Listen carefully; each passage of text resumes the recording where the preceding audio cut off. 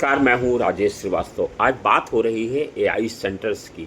AI जो कृत्रिम बुद्धिमत्ता यानी कि वो चीज़ जिसके बारे में आज हर एक व्यक्ति जानता है और उसको मानना है कि जो है इसके आने के बाद उसकी ज़िंदगी आसान हो गई है। आम धारणा है कि ऊर्जा सबसे अधिक एआई मॉडल को प्रशिक्षित करने में लगती है और एआई मॉडल जिसके चलते एआई मानव जीवन को हमारे जीवन को सबसे अधिक सुविधाजनक, उत्पादक और ज्ञान समृद्ध बना सकता है। चिकित्सा, शिक्षा, कृषि अनुसंधान, शासन जैसे तमाम सारे क्षेत्र हैं जहां इसकी अनंत संभावनाएं हैं। किसी भी तकनीक की सफलता उसकी क्षमता से नहीं बल्कि स्थायित्व से भी मापी जाती है। यदि विकास का ये मॉडल इन दिनों लेकिन हमारे पूरे सिस्टम को प्रभावित कर रहा है। एआई जिसके बारे में आप सब भली भांति जानते हैं कि एआई किस तरह से हमारी जीवन को प्रभावित कर रहा है। हम अपने हर सवाल को चैट जीपीटी के माध्यम से पूछना चाहते हैं तो कभी अपनी फ़ोटो को या किसी भी तरह की फ़ोटो को बनाना चाहते हैं तो उसके बारे में बताते हैं। लेकिन आपको पता है कि जब हम एआई मॉडल को से कोई चीज़ सवाल पूछते हैं तो उसको सॉल्व करने के लिए दुनिया भर के एआई सेंटर्स, डाटा सेंटर्स उस पे लग जाते हैं और एआई आज हर एक व्यक्ति की आवश्यकता बन गया है। एआई को माना जाता है कि वो दुनिया की में सब मानव विकास की सबसे बड़ी छलांग है। ये तकनीक हमारी भाषा समझती है, चित्र बनाती है, बीमारियों का निदान करती है, हमारी जटिल से जटिल समस्याओं का समाधान भी सुझाती है। लेकिन हर क्रांति अपने साथ अनकहे सवाल भी लेकर के आती है। आज एआई के बढ़ते विस्तार के बीच ये तकनीकी का आज ये चिंता का विषय भी है कि क्या हम तकनीकी प्रगति की कीमत प्रकृति की कीमत से वसूल रहे हैं। दुनिया इस समय एआई की अभूतपूर्व दौड़ में शामिल है। कंपनियां नए नए मॉडल विकसित कर रही हैं, सरकारें इसे विकास का नया इंजन मान रही हैं और आम लोग इसे अपने दैनिक जीवन का हिस्सा बना चुके हैं। किंतु इस चमकदार दुनिया के पीछे ऐसे विशाल डाटा सेंटर हैं जो चौबीसों घंटे बिजली और पानी की खपत कर रहे हैं। आने वाले वर्षों में एआई उद्योग अकेले कई देशों की कुल ऊर्जा आवश्यकता के बराबर संसाधन इस्तेमाल कर सकता है। बिजली की खपत का अनुमान माने तो विशेषज्ञों का मानना है कि 2030 तक दुनिया के डेटा सेंटर लगभग उतनी ही बिजली खपत कर सकते हैं जितनी आज जापान जैसा पूरा देश पूरे साल में बनाता है। ये केवल एक आंकड़ा नहीं बल्कि दुनिया की भविष्य की उस तस्वीर का संकेत है जिसमें ऊर्जा का एक बड़ा हिस्सा मशीनों की बुद्धिमत्ता बनाए रखने में खर्च होगा। एक ऐसे समय जब दुनिया कार्बन ऑक्सीजन को उत्सर्जन को कम करने और स्वच्छ ऊर्जा की ओर बढ़ने की कोशिश कर रही है, ऐसे में एआई की बढ़ती ऊर्जा मांग हमारे लिए एक नई चुनौती बनकर उभर रही है।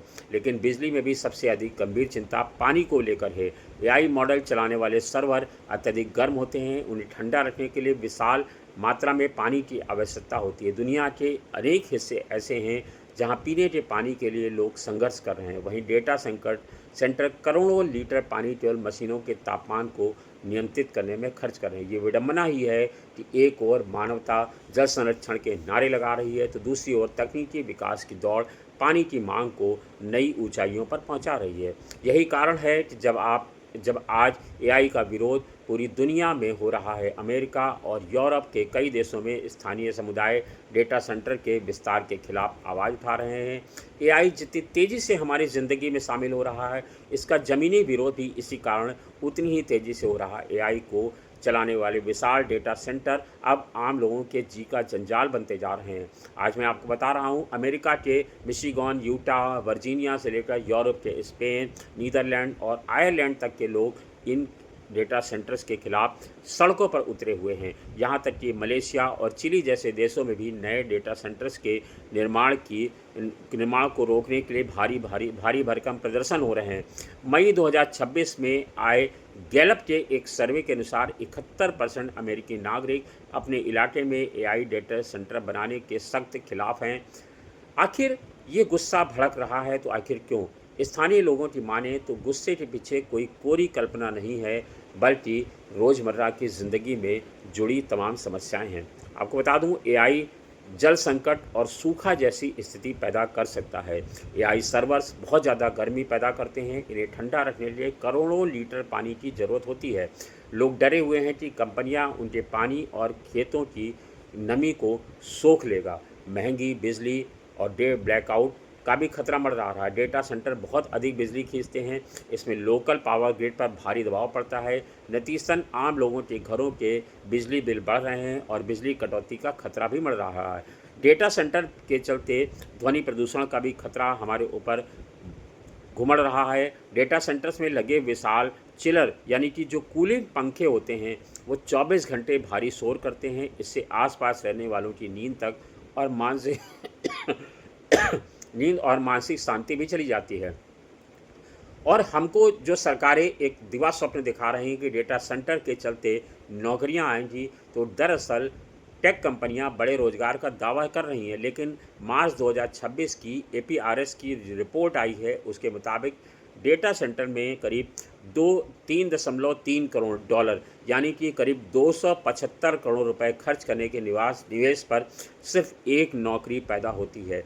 यानी कि जब हम 275 करोड़ रुपए का निवेश करते हैं तब एक नौकरी मिलती है। जबकि आपको बता दूं, इसी के चलते एआई का डेटा सेंटर्स का पूरे देश में और पूरी दुनिया में विरोध हो रहा है। एआई एक सेकंड में करीब 169 यानी 169 लीटर पानी गटर जा रहा है।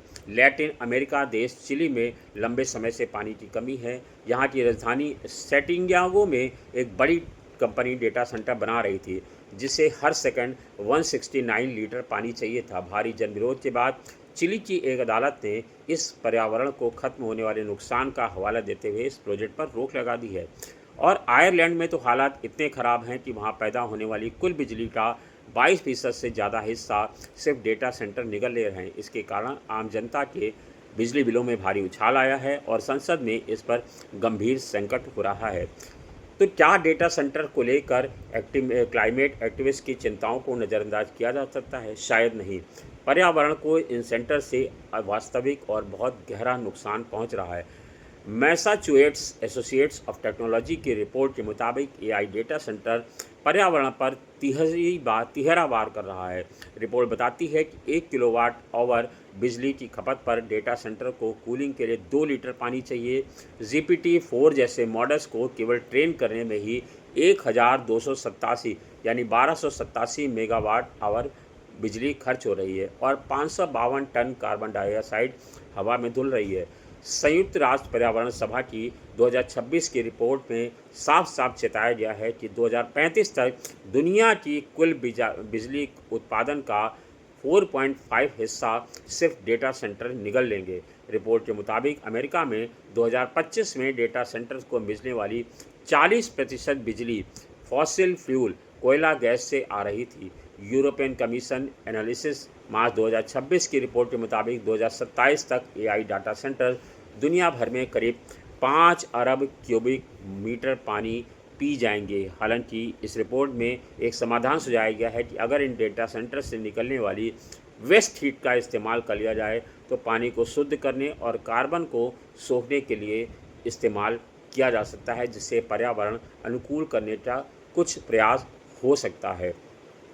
अब इस एआई के चलते मानव इतिहास की सबसे बड़ी जिसे यांत्रिक क्रांति कहा जा रहा है, जिसके चलते हमने अब तक की सबसे बड़ी विकास कर लिया है, वो दुनिया भर में एक विरोध प्रदर्शन के बीच एक कड़वी सच्चाई के रूप में सामने आ रहा है। डेटा सेंटर्स की बेतहाशा बढ़ती प्यास और ऊर्जा की भूख ने पर्यावरण को भारी कीमत चुकाने पर मजबूर कर दिया है। ये साफ दिखाता है कि एआई विकास का मौजूदा मॉडल लंबे समय तक नहीं टिक पाएगा।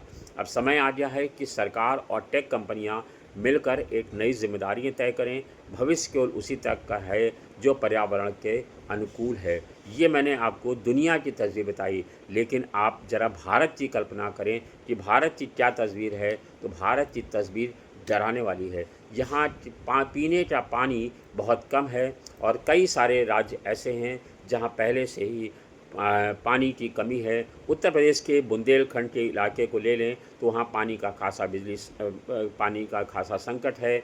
इसके बाद आप चले जाइए और देश और जगहों पर, राज्यों में, तो वहाँ बिजली का संकट है। हमारे यहाँ बिजली संकट पहले ही त्राहिमाम त्राहिमाम कर रहा है। और अगर डेटा सेंटर जिस तरह से नोएडा और उसके आसपास बनाने का ऐलान किया गया है, अगर ये डेटा सेंटर बनना शुरू कर रहे हैं और जब काम करना शुरू करेंगे तो ये कितनी बिजली खपत करेंगे, ये है एक कल्पना ही की जा सकती है। तो एआई डेटा सेंटर्स हमारे लिए एक सबक हैं कि हम पर्यावरण की रक्षा किस तरह से करें, और एआई डेटा सेंटर्स क्या हमारे लिए मंडराता वैश्विक संकट है। एआई हमारी बढ़ती भूख और पानी बिजली के संकट को और बढ़ाने जा रहा है। ये हमारे लिए अब चिंता का विषय बन चुका है, क्योंकि कभी आग और पानी हवा की प्रकृति को सबसे बड़ी शक्तियाँ मानी जाती थी। आज उस सूची में एक नई शक्ति जुड़ गई है, कृत्रिम बुद्धिमत्ता यानी एआई।